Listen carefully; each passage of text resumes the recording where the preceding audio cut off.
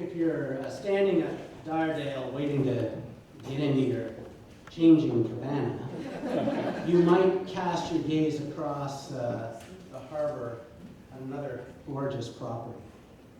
And Betsy, it says here Woodruff. I don't know.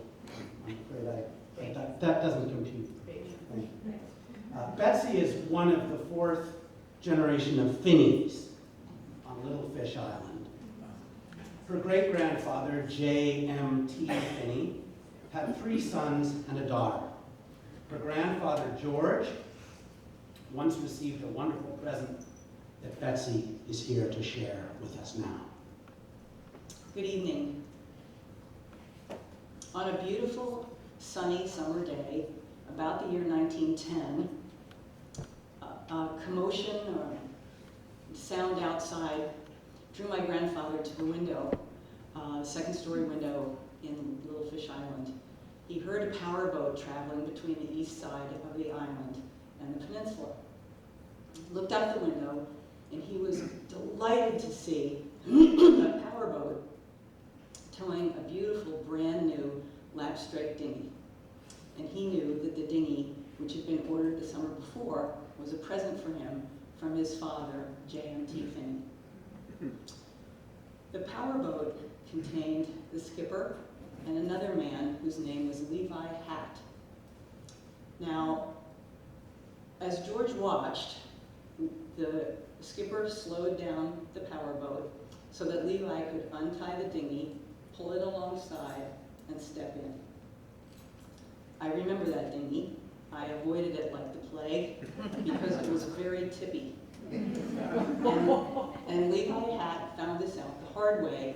As he stepped into it, it turned completely over, throwing him into the water. Now, the skipper of the powerboat knew that Levi could not swim. And in his panic, he immediately put the helm over. But the only thing he accomplished was to begin a very big, slow circle that went around and around without getting any closer to the dinghy. My grandfather George, having seen all this from an upstairs window, was already down the front stairs, out the west door, and running across the wet, dewy grass, even though he was still in his pajamas. When he told the story, he would always say when he got to the wharf, his feet slipped and he went right down on his backside. But he got up again running, his little heels thudding on the pine boards. When he got to the float, he untied a boat, got in it, fixed his oarlocks, and lifted each heavy oar into place and began to row. Now, it would be unlikely to expect a 10-year-old boy to help a big, grown, heavy, wet man into a rowboat. It would be even more unlikely to expect Levi Hatt to release the death grip he had on the only thing keeping him afloat and maybe even alive. So George found the painter to his new rowboat, tied it to the boat he was in, and rowed for the east side of Little Fish Island, where he beached both boats and Levi Hatt.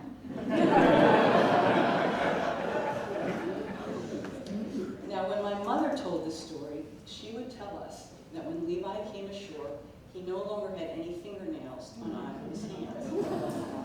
Now, I always thought this was a rather ghoulish way to remind us to wear our life jackets and the importance of being able to swim.